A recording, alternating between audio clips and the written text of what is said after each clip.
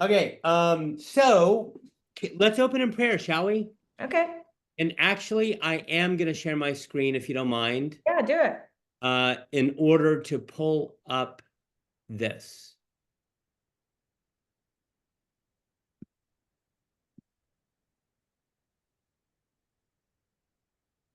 Let's pray. Would you like to read this? Sure. Awesome. What am I reading? Just that second part? Lord God, yeah.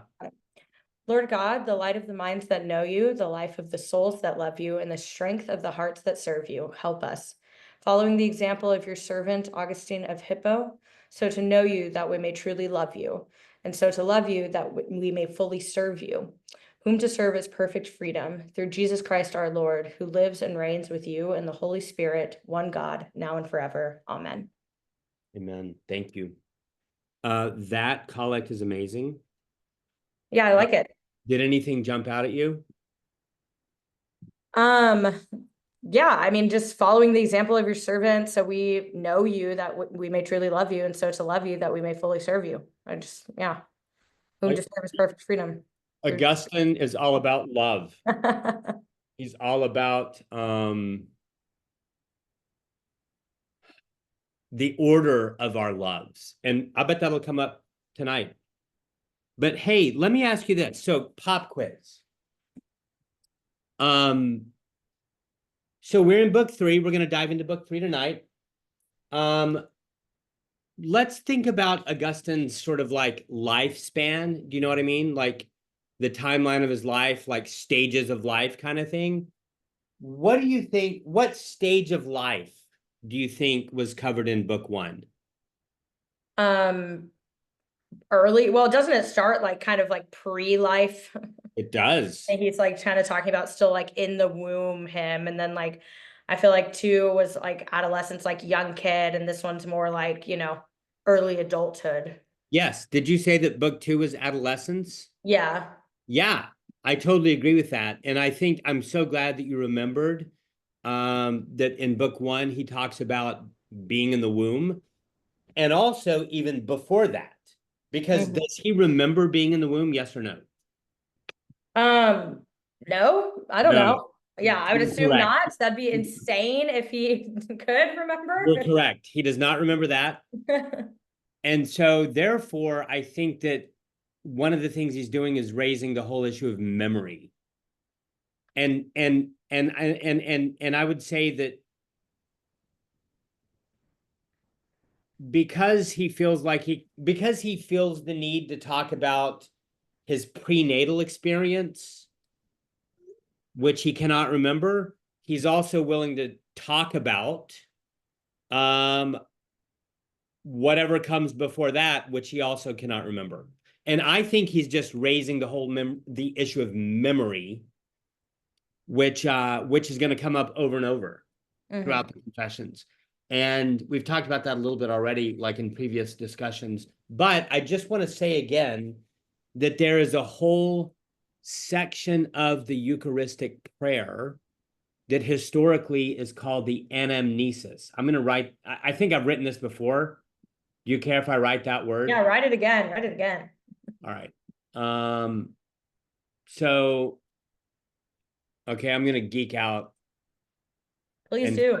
first, I'm going to write it in Greek without the accent marks. And now I'll transliterate it. So the little mark over the E means it's a long E. And anamnesis. And you can see, and this is review, so I'm sorry to repeat myself, but like this MN combination is definitely about memory. So you've heard of a mnemonic device. You've heard of the cult classic Johnny Mnemonic. Finding Nemo. Finding Nemo, they like switched the M and the N. But that movie that I watched with my kids 15 years ago is about memory. Yeah. So I never put that together, that Nemo, mnemonic, and like I and never put that together. and maybe I'm wrong, but I'm gonna No, go with it. that's not you saying that makes perfect sense. Yeah, I've just Yeah, never and I think I've that never the thought M of and the N do get switch sometimes, like Mhm. even in Greek. So anyway, yeah, memory. He spends a lot of time in book one talking about his prenatal experience and speculating about, have we lived forever? And which would be called the doctrine of the immortality of the soul. The doctrine of the immortality of the soul means that human souls are not created. Yeah. And I think Augustine leans against that view, but I also think that he's open to it and he's ambiguous about it. Mhm. Anyway, cool. So yeah, I mean, that's I definitely don't think that's so. I think that, yeah, like I always think about energy and like whether or not like energy is never created nor destroyed. It's just always reused. And so I do like the idea of like one big soul and souls always Hey, having existed and, instead of being created. yeah, Yeah. and it's interesting that you talk about energy never being created or going away or whatever. I Yeah. mean, I think that what most Christian theologians would say about that is that, yeah, that's true once creation gets going. Yeah. Yeah. Yeah. Yeah. But I think Yeah. what I don't want to Augustine, be anti-creationist over here. I just, well, I mean, so let's just assume that the Big Bang is a fact. Mhm. Once the Big Bang happens, which is the beginning of God's creation, it's not, I don't think that Augustine or good theologians would say that creation is a one-off point. Mhm. Like when Christians talk about creation, they would say that God is still creating the world.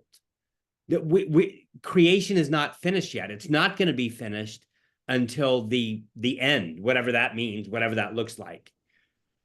So I'm trying to say that the Big Bang is real, but that doesn't exhaust creation. It just begins it. Mhm. And so what Augustine is saying, or what church fathers can you who, guys hear me? yes, Yeah. for us, Yes? Oh, it's good to shit, see I you, my can't. friend. Good to see you. Um, what Augustine is countenancing the idea that he's entertaining the immortality of the soul is more radical than just the notion, say, of the conservation of energy or the conservation of matter. And those are kind of the same thing, I think. Mhm. He's saying that before all of that, there was God and God alone, and that our souls somehow are divine. Our souls somehow are God. So anyway, yeah, I think that Augustine, he's remembering or speculating about memory both in the womb and also before creation. Anyway, yeah, and so Love it. book two, adolescence, like you said. And just I can't help but, like, I don't know. And if either one of y'all chime in, I don't want to talk too much, but I also have things to say. I think in book one and book two, what's interesting. So tonight we're going to talk a little bit about sin, and in particular, what I'm going to call the ambiguity of sin. And so one of the things I think is so riveting about book one and book two, and especially book one, although it's in both, is that he wants to say that, like, the sins of a little kid are no different than the sins of a world dictator. Like, just because a little kid sins are not going to, like, destroy races. Like a 2-year-old who bites his sister because she won't share her toys with him is not going to it's not going to wreak as much havoc as, Kim Jong, some Yeah. Asian Bombing someone dictator. or something. Yeah. But at the level of the heart, they're the same. Yeah. And I don't think that Augustine is saying that all sins are equal. He's not saying that, like, stealing a paperclip is as heinous as rape. He's not saying that. He's just saying that at the level of the heart, the things that, like, 2-year-olds is really no different than the sins of grown-ups. Yeah. Well, and in a way, I think that the sin of a child would affect you more. I think it's why he talks about the pairs at all. You know, I because like love that. being a kid and like doing something like that, that is going to be a core memory for you and end up shaping you more than maybe if you'd stolen a pair as an adult or something, you know? So, and Love that that. regard, I think it does probably weigh on you Yes, even formation. more so than like an adult doing It something. forms you. Yeah, and so, you know, I definitely get what I empathize with the notion that they're all kind of like on an even playing field, but just because even if the sin is smaller as a kid, the effect might have more effect on you, I think, than I like love that. I um hope Sergio comes back. yeah, I don't know what's going on with them, but I guess we'll see. Yes, I hope he comes back. Okay, so cool. Book two, adolescence, and now book three. How would you describe book three in terms of stages of life? So this is like young adult, I'd say. I mean, if this is when he's a student, you know, Yep, yep, late teens, early 20s, right? yep, yep. I agree. So like his brain might not be fully formed, but he's Yeah. definitely trying to adult. He's taking a whack at adulting. Yeah, prefrontal lobe being fully developed, but Yeah. certainly trying to get there. Yeah, and I think that after book three, like beginning with book four, it's going to be less sort of stages of life. And I think that beginning with book four, he's going to really be talking about his intellectual journey Mm. into what he would call the Orthodox faith. So I think that we're sort of done with the stages of life thing after tonight. I'm going to Mm. text Sergio. I texted him too. Oh, yeah. We can both text him, but um yeah, I wish I had my notes with me because I feel like there were like little things I annotated and things, but I'm uh, sorry. I yeah, feel I your mean it is pain. what it is, but um Yeah.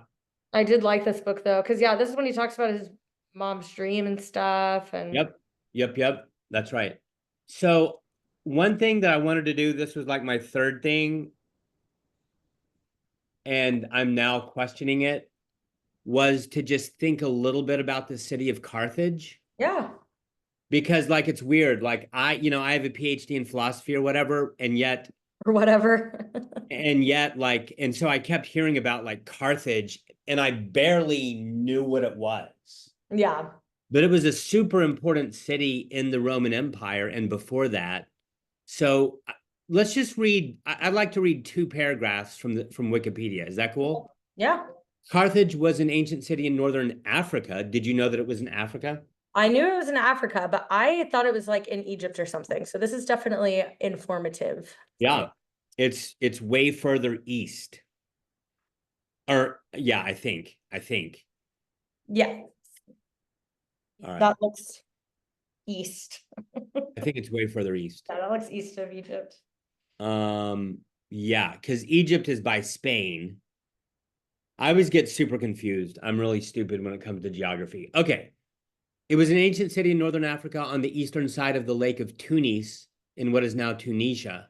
Carthage was one of the most important trading hubs of the ancient Mediterranean and one of the most affluent cities of the classical world. It became the capital city of the civilization of ancient Carthage and later Roman Carthage.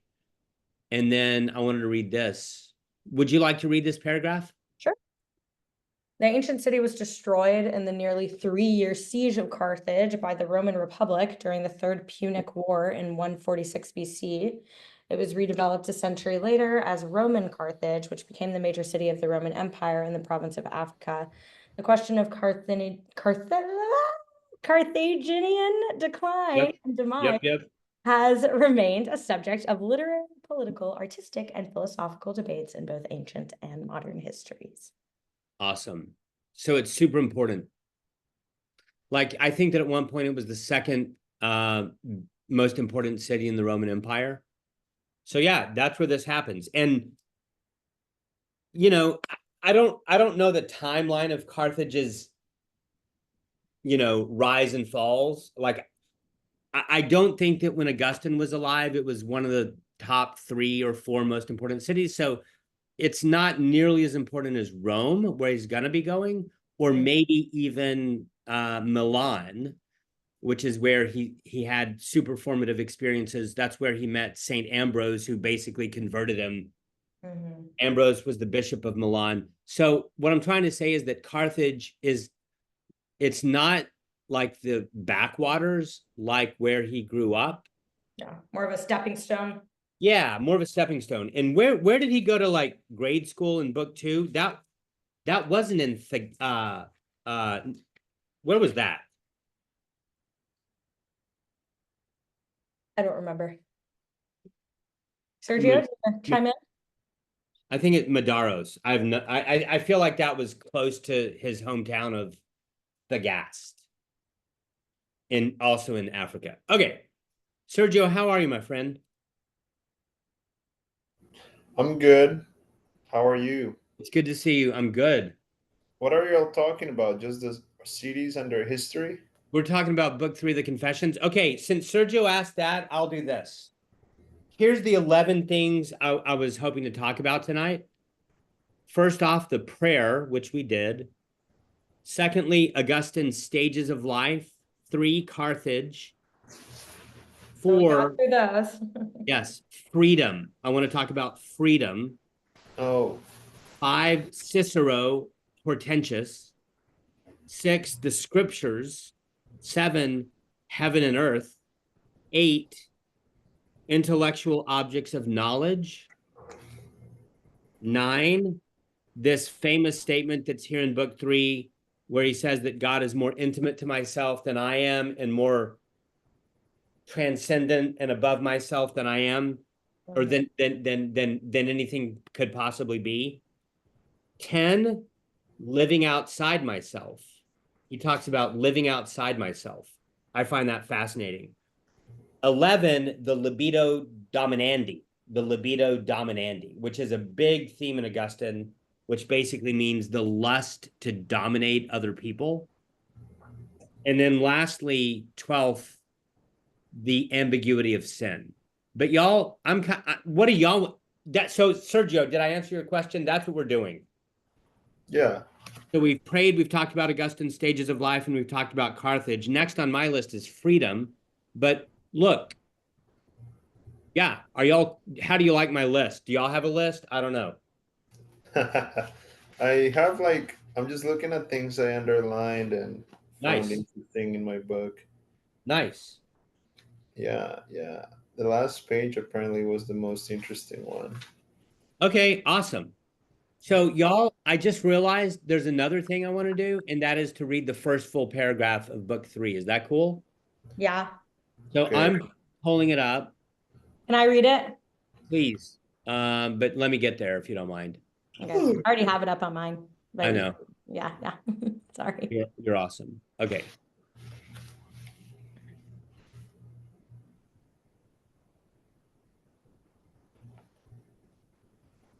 Damn, I did a lot of highlights.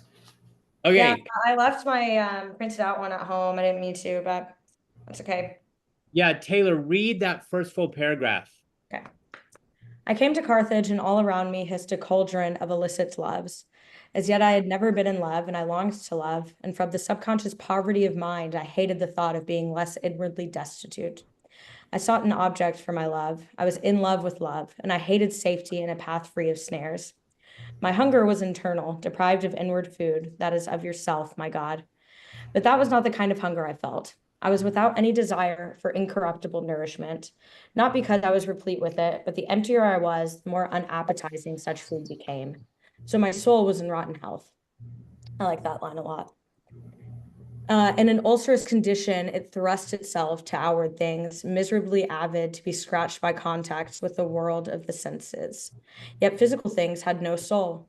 Love lay outside their range. To me, it was sweet to love and to be loved, the more so if I could also enjoy the body of the beloved. I therefore polluted the spring water of friendship with the filth of concupiscence, something like that. Good job. Yes, okay, thank you. I muddied its clear stream by the hell of lust, and yet, though foul and immoral in my excessive vanity, I used to carry on in the manner of an elegant man about town. I rushed headlong into love, by which I was longing to be captured. My God, my mercy. In your goodness, you mixed in much vinegar with that sweetness. My love was returned, and in secret I attained the joy that enchains. I was glad to be in bondage, tied with troublesome chains, with the result that I was flogged with the red-hot iron rods of jealousy, suspicion, fear, anger, and contention. Thank you. So you said that you like my soul was in rotten health. Mhm. Why? Because my soul has totally been in rotten health before. And I feel like I just empathize with that a lot. Because also now I'm also now remembering him talking about theater and stuff too, which I really like as like a former theater kid. Oh, interesting. Um, He's not a big fan. yeah, but I thought it was interesting the way he talked about it. Um, Okay. but anyway, yeah, I mean, I like what he has to say. I think it definitely made me kind of reflect on how I've lived my life. You know, I just empathize with what he said a lot in the past. And yeah, Okay, I awesome. think that lusting after things, physical things like that, you know, does put your soul in rotten health.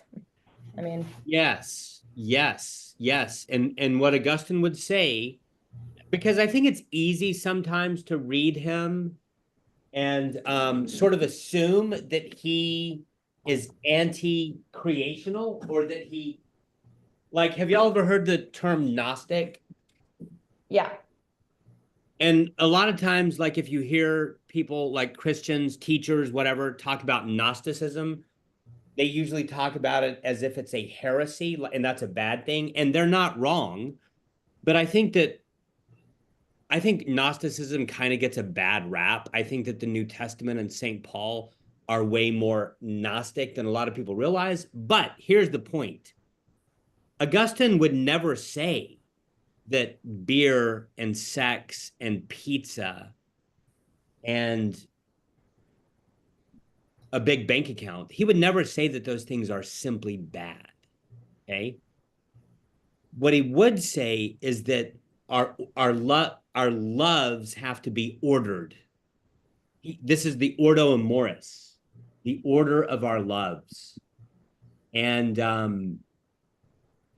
if we love God first and foremost, then guess what? We can enjoy beer and sex and worldly success and big bank accounts as gifts, but only if we love God first. That's what Augustine would say. yeah, And man, oh gosh, it rings true in my experience.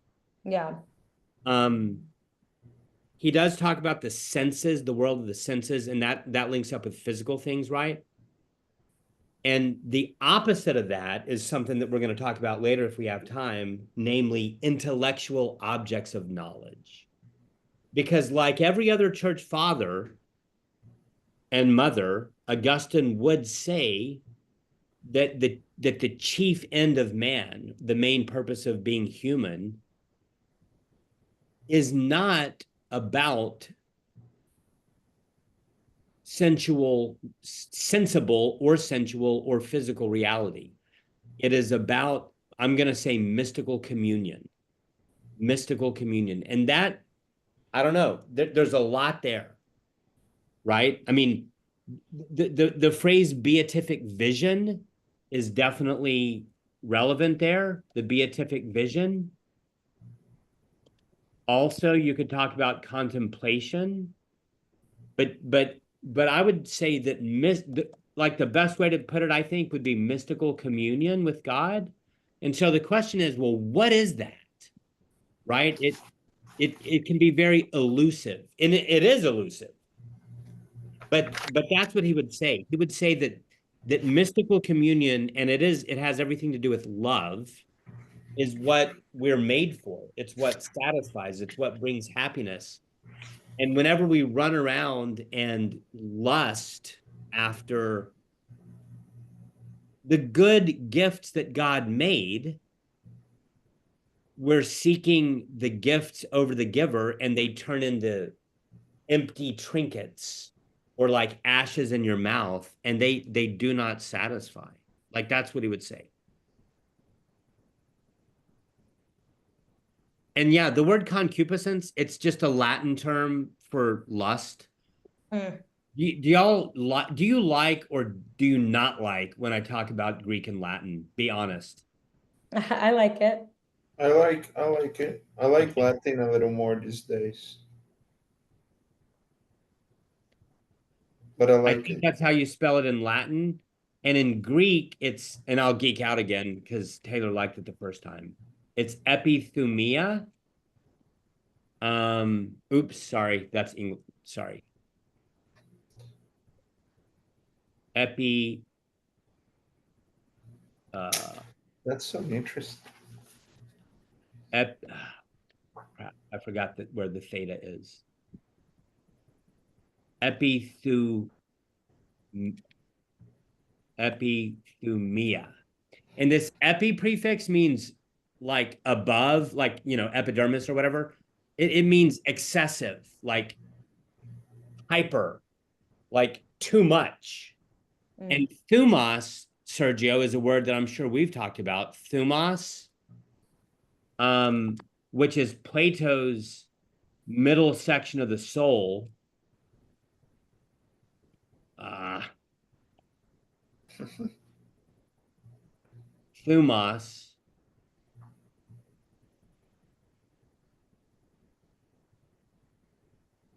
How are you writing in Greek? Sorry. Yeah. Are you typing in Greek? That's so funny. Thumos. Um, is Plato's middle section of the soul, and it means desire, right? And when Plato talks about it, he doesn't mean desire for bodily goods. He does not mean a desire for food or oxygen or sleep or water. He's talking about a desire for what he calls external goods, which are things like love, acceptance, affirmation, belonging. So these are good things, but they can also morph into bad things because like people with big egos, that's thumos. So I would say that, like, a great example of thumos run amok is Donald Trump, because Donald Trump always has to be surrounded by people who give him high fives, who affirm him, who think he's awesome, who think he's a rock star. That's thumos. So thumos is not good or bad, but it's a desire for affirmation. It's a desire for belonging. It's a desire for people to like me. And I want to say also, man, this is really fun. So because I can just sort of let it all hang out with y'all, it's great. But this is what C.S. Lewis's essay, oh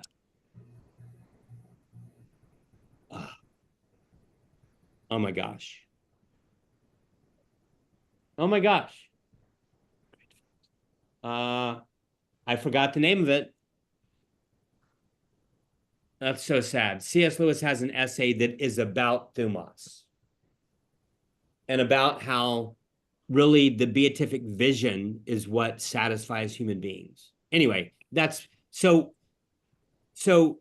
and speaking of Donald Trump, I've heard a lot of people say that Augustine was probably a sex addict, and people say that about St. Paul as well, and I think that that's probably not wrong.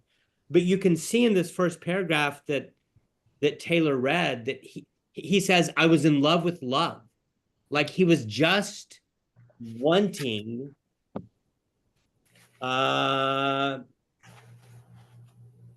affirmation. He was wanting people to think he's awesome. He was wanting to love and be loved. And that, yeah, that's not bad. It's just that he was looking for love in all the wrong places. Cool. Mood. Anyway, what else? What else about that first paragraph? Thank you for reading it. Yeah. I think it's great. And I think it's vintage Augustine. I think that paragraph could be kind of like a summary of his deepest convictions. And I love the end where he talks about bondage versus freedom, because freedom is also a huge theme of his, and we'll get there. Any other thoughts from y'all on that first paragraph?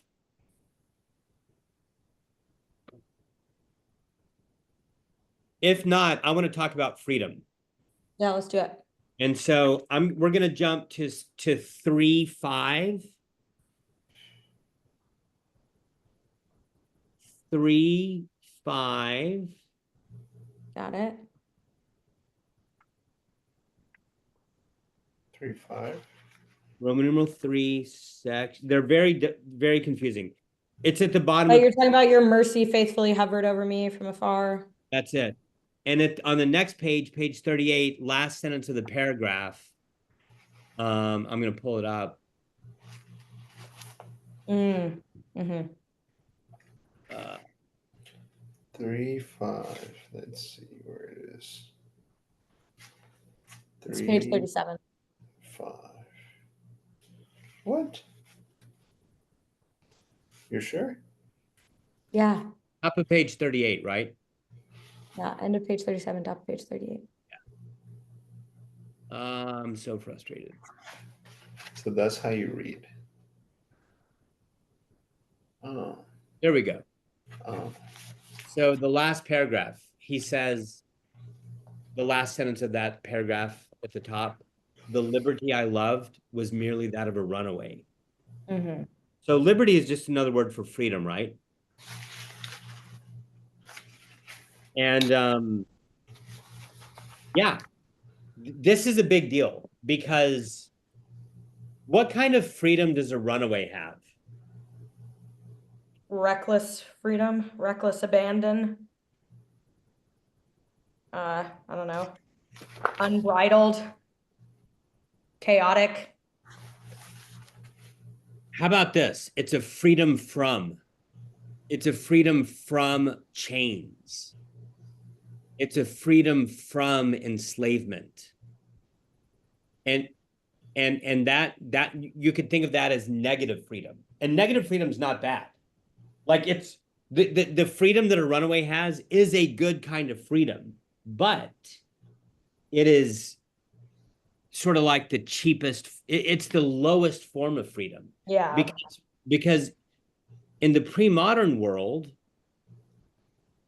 freedom is not freedom from, it's not merely freedom from, it also includes freedom for. Now, that's not how we think about it with our modern minds. When we talk about freedom, we just mean freedom from constraint. That's runaway freedom. That's negative freedom. That's freedom from. And freedom from is not bad. But like when Jesus in John 8 says, you shall know the truth and the truth shall make you free, does that include a negative freedom, freedom from captivity, freedom from bondage? It does mean that, but it means a lot more. It means freedom for. Freedom is whenever a creature has the capacity to grow into its fulfillment. So like an acorn is free when it's able to grow into a beautiful big oak tree. Do you see how that's freedom for and not merely freedom from? But doesn't it already have freedom before it has the ability to grow into the oak tree? I mean, it has freedom as soon as it falls. Yes, I don't deny So that. what would you call that space in between? You know, I don't know if it's a temporal thing. All I'm trying to say right now is that the freedom isn't simply, From it's for. yeah, it's not just a lack of bondage or a lack of constraint. It's all because look, so think about, imagine that the runaway that Augustine talks about, sometimes I think about like an alcoholic with $50 in front of a liquor store. Like that person, you could say that that person is free of constraint. He's not in chains. The liquor store is not closed. He has plenty of money. Like there's nothing constraining him, but he's not going to be able to say yes to the things that make him fulfilled. Yeah. I don't Well, I'd say the thing restraining him is his own addiction. So, that is, yeah, that's a great point. So in that sense, he doesn't even have negative freedom. That's true. Anyway, yeah, runaway freedom. I loved my own ways, not yours. The liberty I loved was merely that of a runaway. So what he's saying is the freedom that I was enjoying was merely a lack of constraint. He did not have the freedom to be able to embrace the things that would make him happy. It was merely a negative freedom. yeah. And I feel like a runaway or like a youth of any sort doesn't necessarily have like any control over their freedom or like Yes. I think you have more freedom when you have the ability to actually like be able to make decisions of whether, 100%. like this is like, if you were a runaway, you don't really, I don't know. I Yeah, guess. and that's Taylor, that's also why I think that Augustine, like on the one hand, he's lamenting his mistakes and his folly and his selfishness and his sin in his youth. But on the other hand, I think that he would totally say all of that is how we grow. You know Mm-hmm. what I mean? Like it's not merely that he's beating himself up. He's saying, look at how God was at work in my life. Yeah. This is my journey. Mm. And yeah, I think that a young person doesn't have the capability, at least much of the time, to or the maturity. A lot of it's about maturity, Yeah. the maturity to say yes to the things that lead to fulfillment. Yeah. But in a way that's okay. Like you don't want to throw the teenager under the bus because they're not mature yet. Yeah. Like Well, if anything, yeah, I mean, the most important part of an answer is finding it kind of thing, right? And so like it kind of like, how would you get here if you didn't have the reckless before or whatever? that's it. I Can't think make it Augustine would agree fulfilling with when that. you have the other one first. Yeah, and the whole like the entire story of the Confessions is a narration of God's faithfulness in his life, and that includes when he stole the pears. That includes all of the nasty stuff that he did, that he is ashamed of, and yet paradoxically, God used it in his life, and that gets to one of the last thing that I have on my list: the ambiguity of sin. Hmm. Sin is not simply utterly devoid of goodness or truth or beauty. No, it's not for Augustine. It's way more complicated than that. And I think that this is an example of it, like the fact that his mistakes are the ways that he learned and grew, and God was at work in his life even in the midst of them. Wait, no. Sorry. I mean, I would say like he calls sin such as an he thinks of sin as an emptiness of something. Yes, he does. So Well, sin you might itself be thinking of is evil. deprived of good. Yes, evil is yes, that's right. That's right. Okay. E- So I mean, I just didn't like when you said the sin that he wouldn't say sins are not totally bad. Okay, look. So let's distinguish between sin on the one hand and evil on the other. Good. Yeah. Augustine did believe, like all good Neoplatonists, in the privation theory of evil, meaning that evil is like a hole in your sock. It Hmm. actually has no existence. It's a mere privation, like a lack or a deprivation Okay. of. So that's true for evil, okay? Okay. And Okay. Sergio, yes, insofar as the sinful act is evil, Augustine would say that that applies. But he would also say, and he does say over and over, that sin is not simply evil. Okay. So sin is not the same as evil. That's right. So if I go out tonight or I don't know, let's say that I don't know. I get it. Uh, huh? Oh, I got it. I don't know if Yeah. Taylor got it, but I got it. Even when someone murders someone, So what are you saying that for? Well, just in case you wanted to catch up. like if someone I'm caught steals, up. Don't worry yeah, about me. Worry about yourself. You're the one that needed the explanation in the first place, damn. buddy. Let's can we talk Do you about think it's a sin to be late? LATE? Yeah. Absolutely, but it's not utterly devoid of goodness. It's ambiguous and complicated.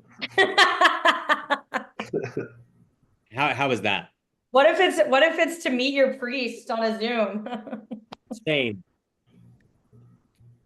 Hey, so there's more in the list, right?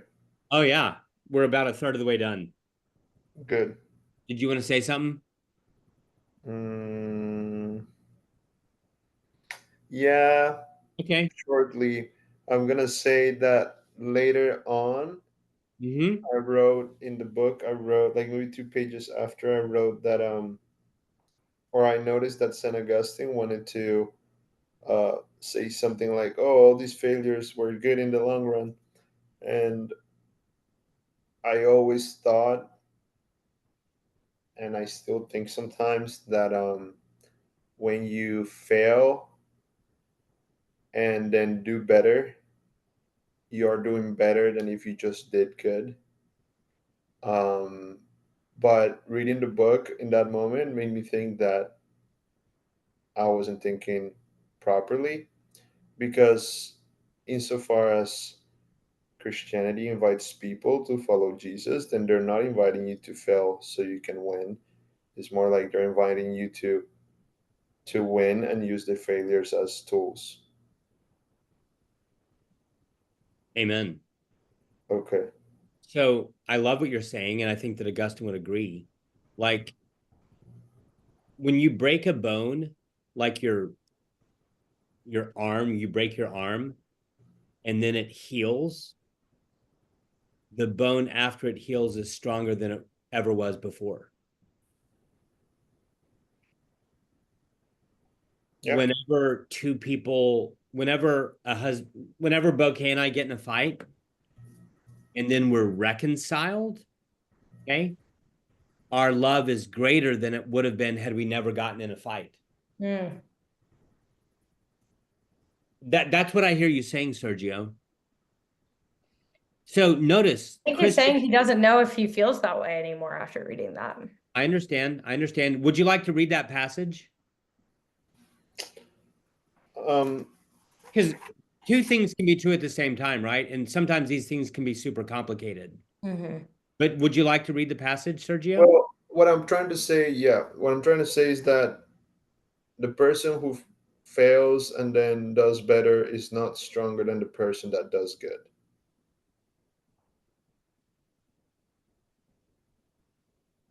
Okay, but the person who fails and does better might be stronger than they would have been had they never failed. I mean, they were stronger than were before. That's why they failed. I would argue they are stronger than the person that's never like failed. Well, on what basis could we possibly make that determination? I mean, I love C.S. Lewis. There's a place where he talks about how, we're going to be super shocked at who ends up in heaven and who ends up. I don't, C.S. Lewis technically does not believe in hell, or like he doesn't believe that hell is for all eternity. Mhm. But he's like, we're gonna be shocked at who we find in heaven. You know why? Because it could be that some person, like, we all get dealt different decks of cards in life. Mhm. Some people have a mental illness that makes it super hard for them to like do anything. And Mhm. it could be, or like some people have addictions, right? It could be that Well, that that's kind of what I was going like off with it, yeah. Like, or like what I was thinking when I was saying that. it was or was not. It was like Okay. thinking like, yeah, like what addiction specifically, like I think someone is going to objectively be like a stronger, better person if they've like done heroin before and then stopped doing it versus someone who's never done it before at all, you know? Okay. Yeah, maybe just in terms of that narrow issue of Yeah, yeah. I mean, that's a very overload. specific, you know. Yes. But overall, we have no idea who's stronger or better or holier than anyone else because Yes. yeah, Well, I think the example is Jesus. say more. Well, if insofar as Jesus is God, then it is better to be, I mean, it's more whole or is fully whole to not make mistakes, Yeah, I love that. right? Whereas the people who make mistakes and then become like Jesus are not, I mean, they're definitely not stronger than Jesus That's in the true. spiritual sense. Maybe they're the same, but, or like, Yeah, I like it. I like it. Yeah. So I'm probably correcting myself more than anyone because I used to think that the person who would fail and correct themselves was better. Well, I think that they're better than they would have otherwise been. Well, of course, that's why they failed. I don't understand what you mean when you say that. Well, Yeah. you said they're better than they would have been had they not failed. Well, it's Correct. like they wouldn't have been better had they not failed because I mean, it's such a weird thing. It's like they are not better. So that's why they failed. So when they fail, they learn. But it's not Right. like thanks to their failure they're better. No, no, no. I Mm. mean, sorry, it's not that after their failure they're better than they would have been before. Like, I mean, of course, like it's so obvious. It is Okay, obvious. it just sounds like more than it is. Sorry. Okay. No, but I think it's an important truth because God uses our failures. Like in the Easter liturgy of the Orthodox Church, or sorry, on the Good Friday liturgy in the Catholic Church, there's a line that goes like this. Um, Oh, okay. So what you're trying to say is they're better than the person who wouldn't have tried to do whatever. I don't think that you can compare two people and say who's better for the reasons I No, stated earlier. they're better than themselves had they not tried whatever they failed at. Yeah. Yeah. Look, in the Good Friday liturgy in the Catholic Church, there's a line that says "O felix culpa," and the English is "O happy fault, Mm. O necessary sin of Adam."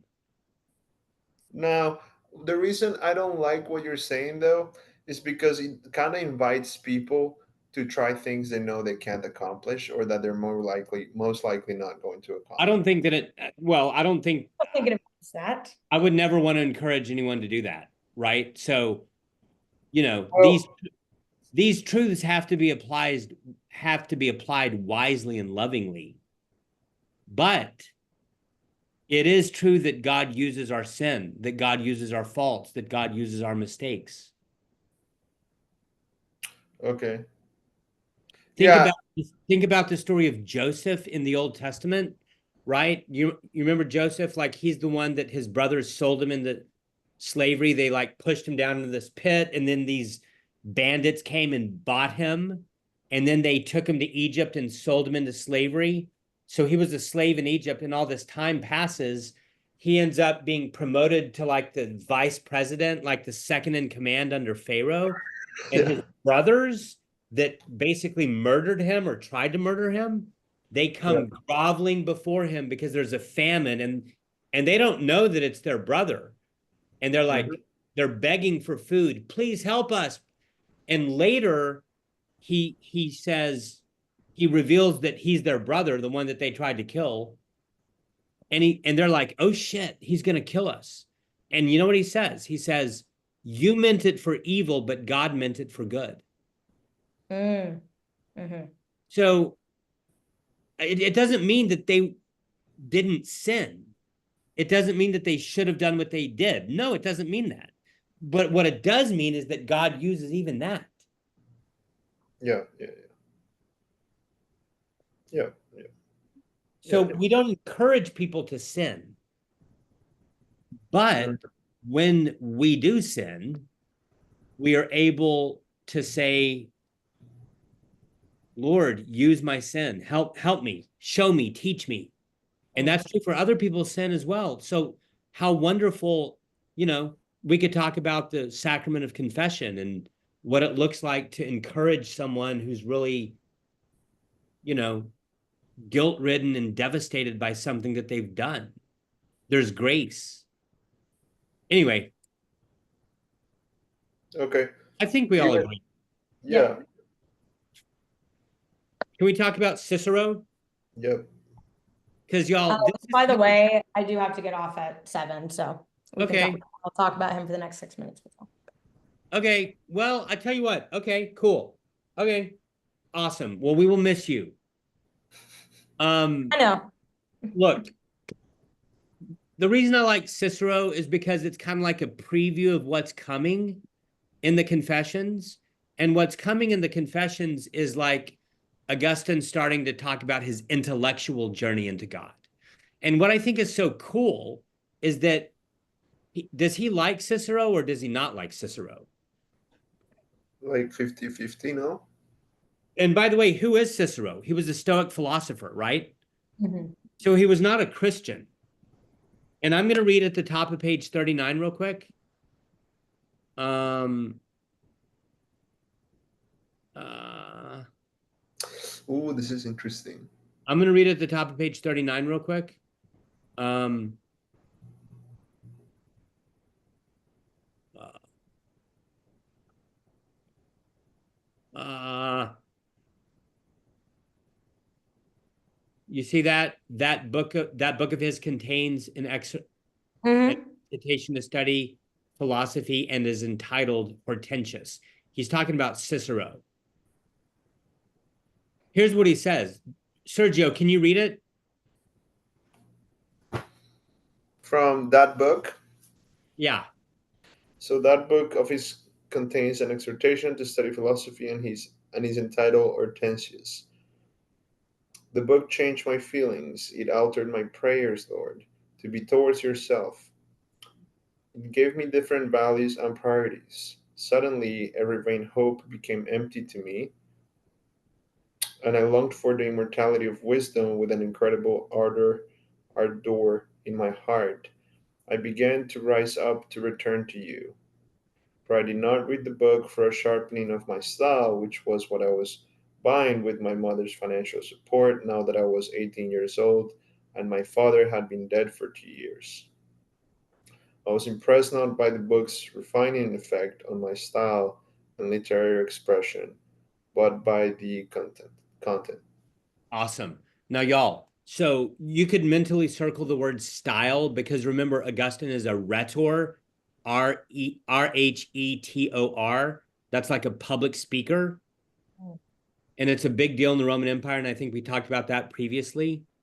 Um, I don't remember who we used as an example of a modern day person like that. I used to say that it would be like a rapper, like I don't know, maybe Taylor Swift, someone who has a big microphone and people pay attention to them and they think that they're eloquent. I thought we came up with a good example when we met at Fresh, and now I can't remember it. Anyway, Fresh. oh, sorry. Central Market. That's funny. When That's we met funny. at Central Market. Yeah. Okay, y'all. I don't want to talk about style though. I want to talk about Hortensius because what does Augustine say? He says God used this to begin to convert me, right? He says Mhm. it altered my prayers, Lord, to be towards you yourself. It gave me different values and priorities. Suddenly, every vain hope became empty to me, and I longed for the immortality of wisdom with an incredible ardor in my heart.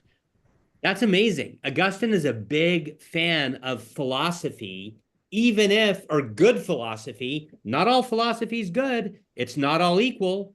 But if it's good philosophy, Augustine loves it. And he says that it can direct us toward God.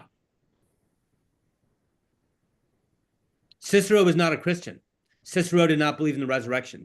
No, he did not. And yet, Augustine's reading this book and he's saying, damn, I better get my act together. I better change. This is showing me how the things that I've been pursuing are vain and empty and futile. Hey, what's the name of rhetoric? Rhetoric, The meaning? the meaning of the word rhetoric. I don't know. We could look it up. Rhetoric is the art of using language persuasively. That Oh, is okay. what rhetoric is. Got it. Okay. All right. Any thoughts about Cicero? Because Augustine's on an intellectual journey. That's what this book is largely about. Mhm. And Cicero is like a foreshadowing of what's Mm, to come when he starts reading the books of the Platonists, and that's book 7. mm. He's about to get derailed by the Manichees, which I'm super bored by the Manichees. I always have been.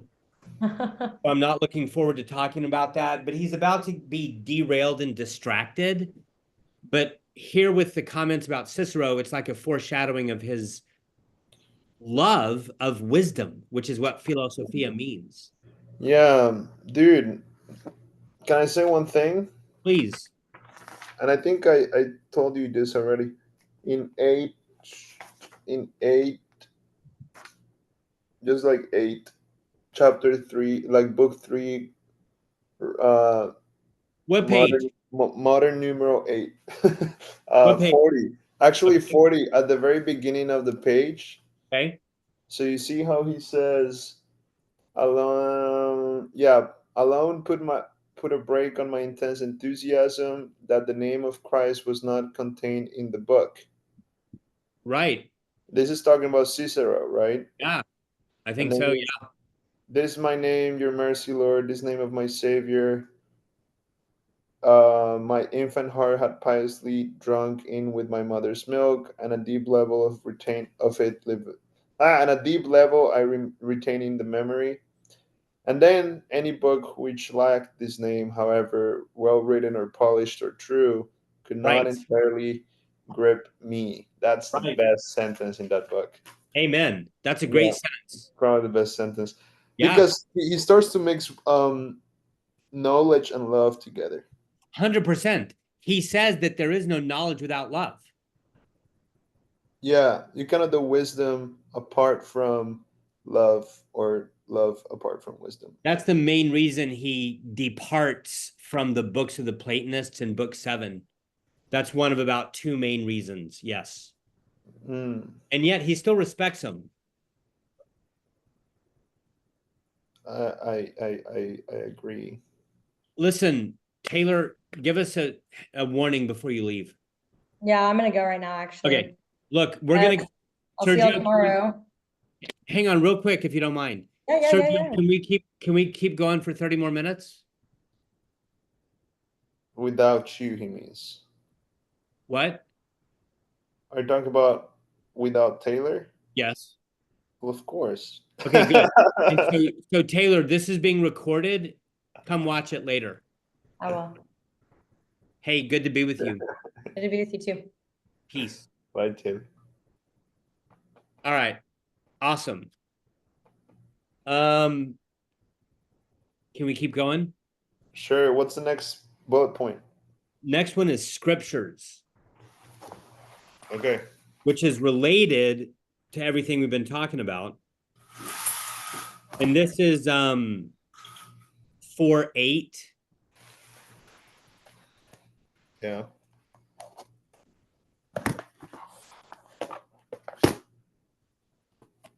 4:8. So page 39. Yeah, actually, yeah. And I don't know. I'm not gonna read it. I'm just gonna read my notes.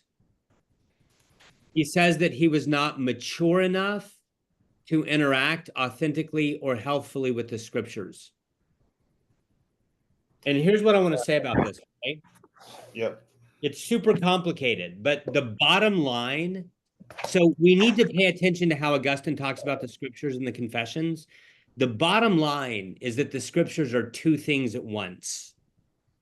They're both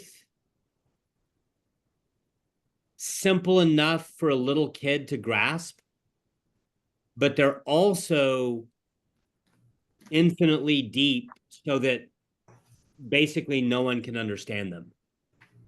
I don't remember who it was. One church father said that the scriptures are like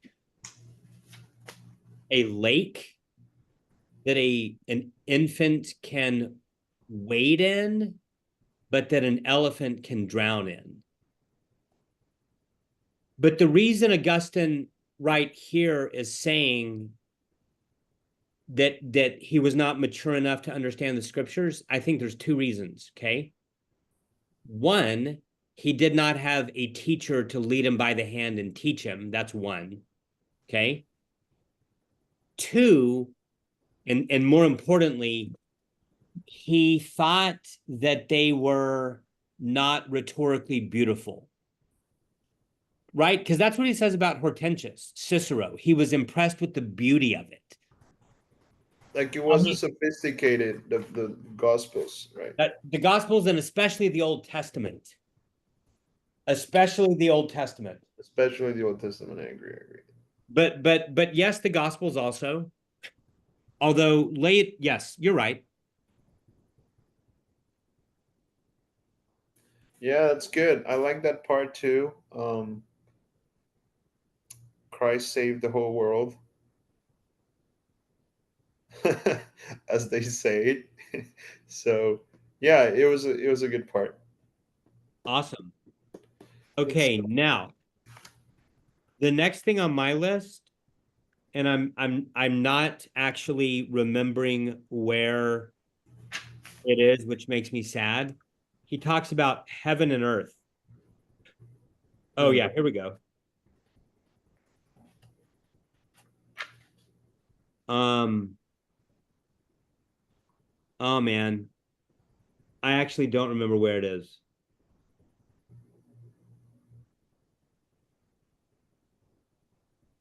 So heaven and earth is also a big theme in Augustine, and he gets into it a little bit. Oh, here we go.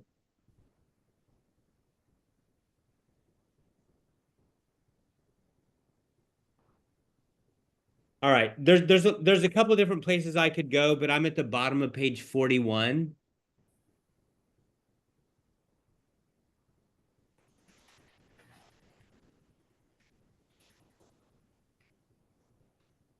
I'm at Okay. the bottom of page 41. Dang it. Okay. Um, if you look right here, I don't know if you can see where my cursor is. See how Yeah. it's celestial or earthly? Yeah. Are the actually existing bodies which we see with our physical sight, whether they're celestial or earthly? Here's what I want to say, and we're still early in the confession, so a lot of the things that I'm pointing out are sort of previews of things that are going to merge later. Does that make sense? And Right, I agree. It's like an outline. He's like at the surface of other.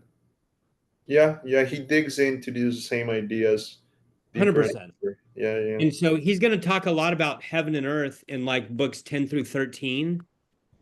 But here's what I want to say, and I want to try to keep it brief. Augustine was radically innovative in the way that he thought about nature. And here's what it is. Do you understand that Aristotle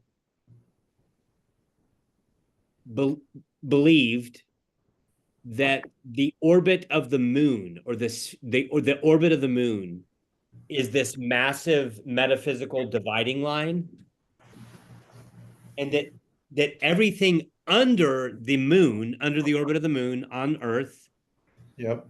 is what he would call nature or physis in Greek. I'm going to write that word down. Nature or physis.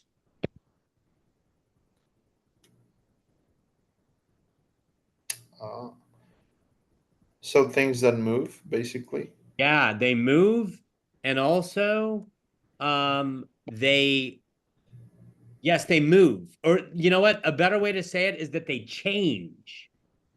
And um and and movement is a form of change, Sergio. Locomotion is a form of it's a change of location. But there's other kinds of change as well. For example, what? Corruption and generation. That's it. Growth and decay. And what Aristotle thought is that above the moon, the celestial bodies do not generate or corrupt. They are not subject to generation and corruption. They do not grow or decompose. No. Okay, so that was different than St. Augustine's. Yeah, so everyone believed that as far as I know. Like that is like just in the Greek world, Plato believed that, Aristotle believes that, all the Stoics believe that. Yeah. Lots of Christians believe that. But what's Mm. crazy about Augustine, he says, oh no. And we'll read about this later. I think it's in book 10 or 11. When Augustine interprets Genesis 1:1, do you know what Genesis 1:1 says? God created the heavens and the earth. That's right. And so Augustine's like, what does it mean, heaven and earth?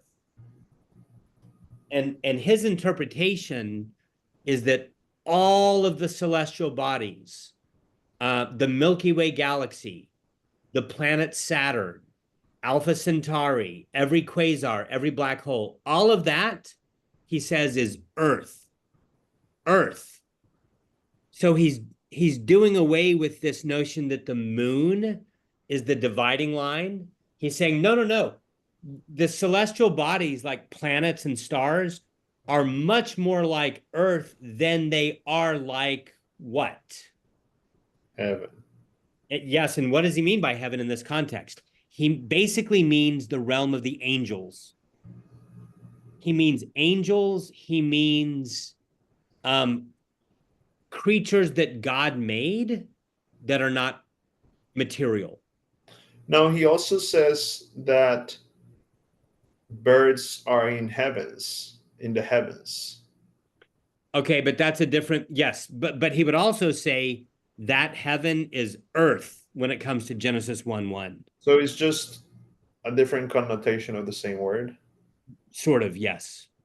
Yes. Is the heaven of earth, but not the heaven of God? Exactly. That's actually very close to how he actually says it. So how So, does he say it? huh? How does he say it? I don't remember. I think it's in book 11 or 12. We'll get there, but I want you to remember this. Okay. Yeah, he basically says that earth's heaven is earth. When the Bible says, when Genesis 1:1 says, in the beginning, God created the heavens and the earth, I see. earth refers to Alpha Centauri, the Milky Way, every quasar, Saturn, and the moon, and Mount Everest, and the oak trees outside my window, and your body and mine. You sure he? I mean, okay. Yeah, I guess so. And let me Yeah. tell you one reason it matters. Because what does Genesis 1:2 say? What is, Um, quote Genesis 1:1 again. and he separated. Nope. No, Quote Genesis 1:1 again. he created the heavens and the earth. Right. In the beginning, God created the heavens and the earth. Verse 2. And the Ah, earth. earth was formless and void. That's right. Okay. And so what Augustine thinks is that Genesis 1:1 is saying God made the angels and immaterial beings and matter. Formless and void.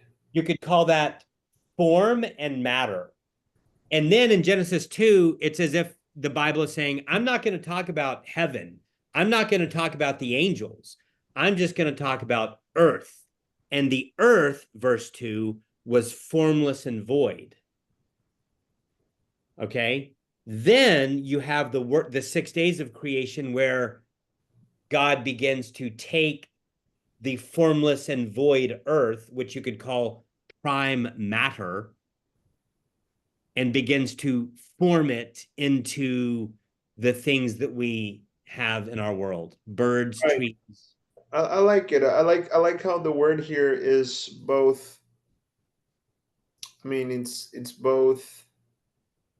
Um, right.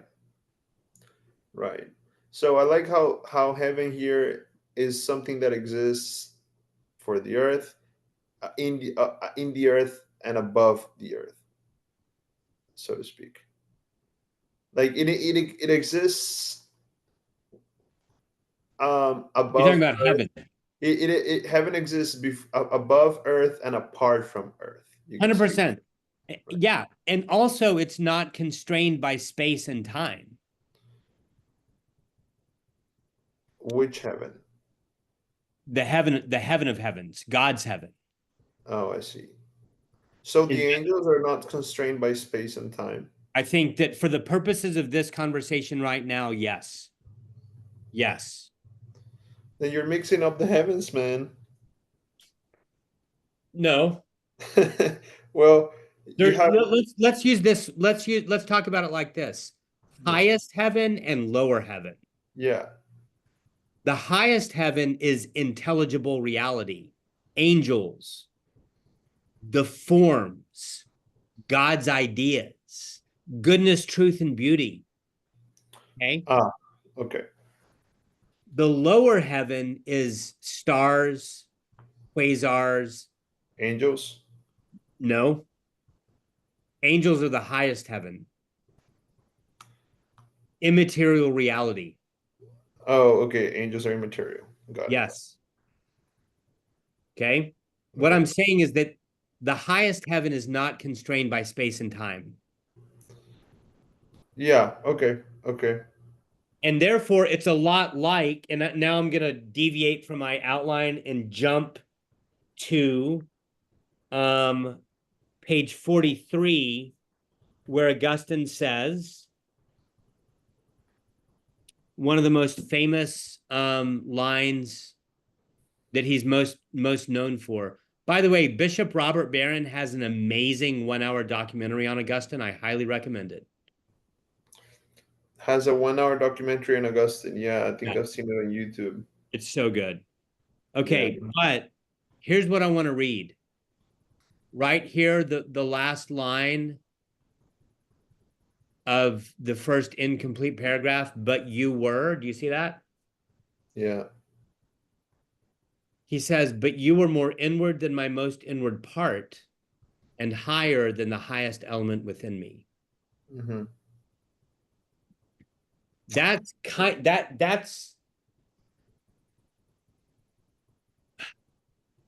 here's the thing. That's kind of like not being constrained by space and time. Mm-hmm. So you could say that you have Earth, which includes for Augustine the lower heaven, right? Mm-hmm. It includes Pluto, Saturn, Alpha Centauri, the Milky Way. That's Earth. Then you have the highest heaven, which is angels, and maybe other things like, I don't know, the forms. I'm just going to say the forms. Okay. And then you have God. Mm-hmm. Now, God, whatever, like, yes, the highest heaven is not constrained by space and time, but God is infinitely more, I'm going to use the word transcendent than Mm-hmm. the highest heaven is, infinitely more transcendent. And so God is not confined by space and time or anything else. Right. Huh? Right. So yeah, the moment you read that sentence, I thought of the two types of freedom we were speaking of. Oh, interesting. Here's what it is in Latin.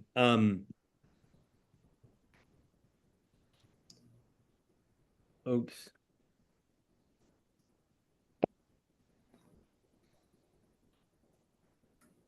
Uh,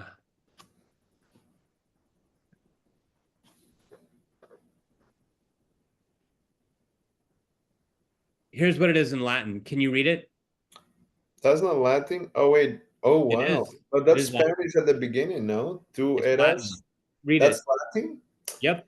Tu eras interior intimo meo et superior sumum meo. Yeah, that's a typo. It should say sumo male. Okay. Tu eras interior intimo meo et superior sumum meo. Yep. You are more interior. You are more intimately interior to me, Then and as supremely mine. and more more superiorly high, And more mine. Yeah. more high, sumo, Oh, I see. like sumamente. It, And I see. I see. And I think that the best way to translate that would be something like, you were more intimate to me than myself and more superior than anything I can possibly imagine. Yeah, I'm more superior to myself than anything. Well, God is. God is. Right, right. More superior than myself. So, what's the highest thing you can think of? God is more superior than that. Yeah, yeah, I think that's what he's saying. yeah. Um, it's funny because I wonder if he ever talks about like, I wonder how he sees, um, I mean, but he does he ever say God is farther from myself than China and any other far away thing? He's saying that here. Can you Where think of China? can I what? Can you think of China? Yeah, yeah. The thing is that he in that sentence at least, which seems to be like one of his axioms, um, is he's talking about like God being, when you say that, what people imagine most likely is being so like deep into your heart that you can't even see it. Whereas the opposite axiom, I don't know if he ever mentions it. He mentioned it there. It's superior sumo meo. Oh, higher as in outside. Okay, I see. Yes, yes, yes. I see. I see. Yeah. Okay. Okay. Yeah. Living outside myself. Hmm. Yeah. What is that? Um, that's actually the sort of the next thing I wanted to talk about, Okay. because it isn't like, wow. Can you see? So okay, let's read it. 43b. But we have to remember what we just read, how God is closer to me than I am to Yeah. myself, right? Mm-hmm.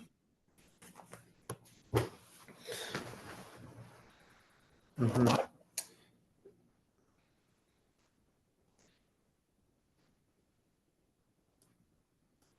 Hang on.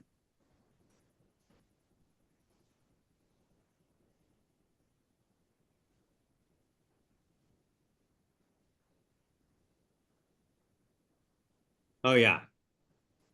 Right. So right here, she seduced me. Okay. And who is she? I think that she is, look, why don't you read this entire paragraph, will you? So I had stumbled on the bold-faced woman lacking in prudence, who in Solomon's allegory sits on a chair outside her door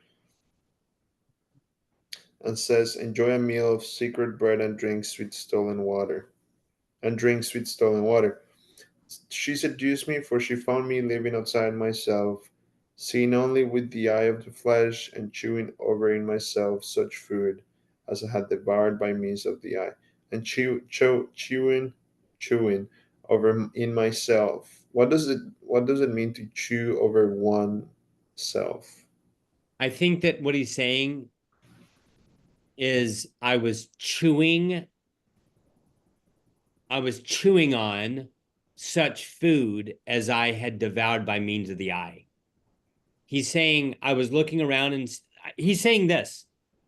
I was seeing all these beautiful women, and I was chewing on them with my I was devouring them with my eyes, and I was chewing on them. Yeah, and He's chewing speaking over in metaphorically. myself, such food as I had devoured by means of the eye. Yeah. So he But had eaten it with his eyes, and he was now chewing it. that's right. But what I want to draw our attention to is where he says, I was living outside of myself, Right. because that's crazy. He just got through saying that God is more interior than he is. Right. Why And is now it he's crazy? saying that he wasn't even inside of himself. Right. Like he's so far. Right. He was alienated from himself. So he was definitely alienated from his innermost part. Absolutely. Yeah, That's it. yeah, He yeah, was yes, because he was alienated from God, he was alienated from himself. yeah. And so someone like Augustine wants to say that when we experience God intimately, we're experiencing ourselves intimately. Okay. Can we talk about marriage? Sure. I mean, it's like my only shot, and it's on page Huh. 50 Yeah. Cool. when he talks about.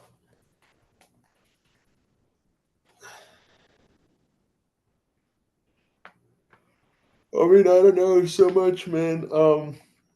In page 50, there's a annotation that says the ancient Roman marriage rite included the statement by the bride, "Where you are, there I will be."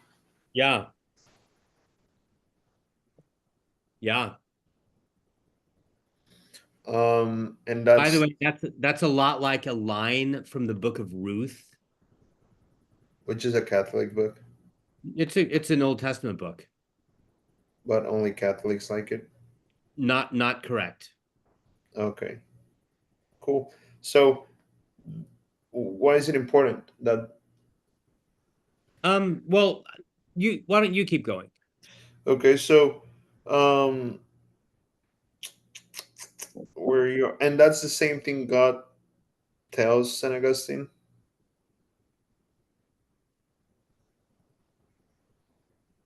I don't know.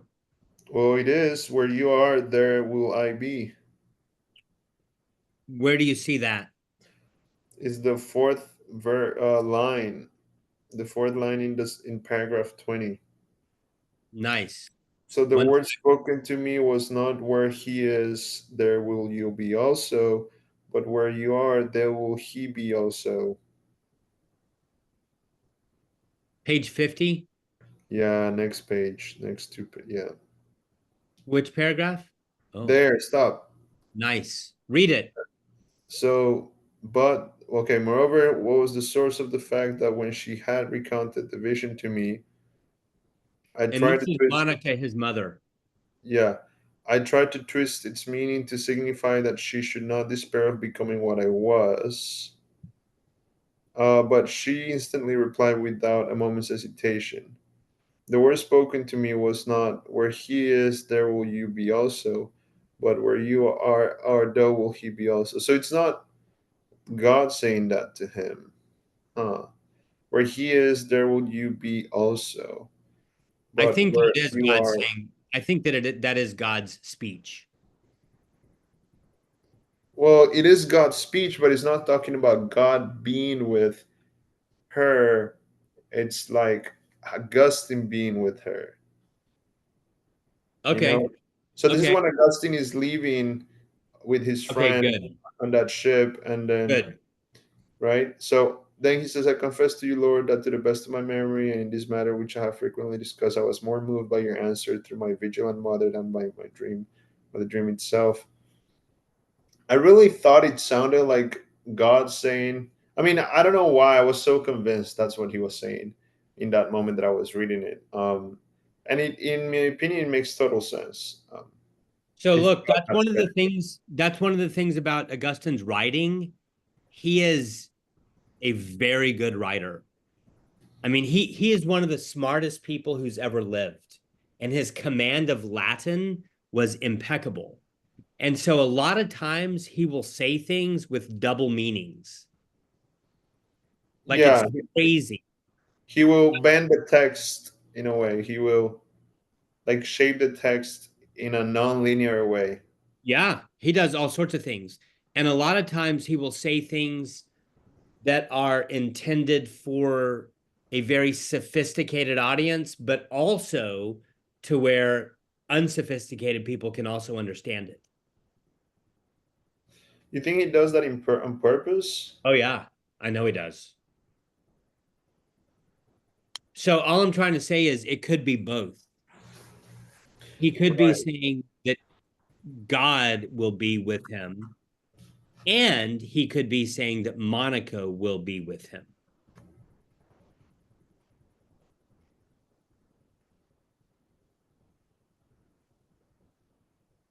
Yeah, I confess to you, Lord, that to them. Yeah. Anyway, I mean that's really cool, you know, Yeah.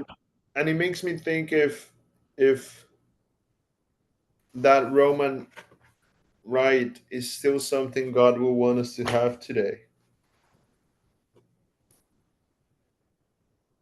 Yeah, maybe. I mean, yeah, maybe. Yeah. Cool, dude. Yeah. And you know, that's not talking about the Roman Catholic Church. You realize that, right? Right. It's just a Roman Empire. Yeah. Yeah. Sergio, there's a lot we didn't get to. Here, we did not get to interior objects of knowledge. We didn't get to the libido dominandi, and we did not get to the ambiguity of sin, but that's okay. Well, what is? Can we shortly go over the first one because the other two are not interesting to me. I kind of need to bounce, my friend. Okay. What was it again? The first bullet point. The interior, oh, sorry, intellectual objects of knowledge, as opposed to as opposed to things that you see, Oh, I see. as I see. opposed to sensual or sensible objects of knowledge. Right. So like ideas versus objects. Cool, man. Where are you going? I'm going home. Oh, to Speaking of be with, marriage, be with Bouquet. What do y'all do? You just like talk, hang out? tonight I hope that we'll walk the dog. We eat, we watch movies, we do other things that I shouldn't talk about online. So she just wants to do quality time. Yeah. I That's hope so so. cute. It is. Listen, I love you, man. Good. Well, I'm glad you don't have to go just to like clean the house, right? You know, it's Correct. it's great. But it might involve that as well. I don't know. But your instincts are excellent. All right, see you later. Peace. Bye.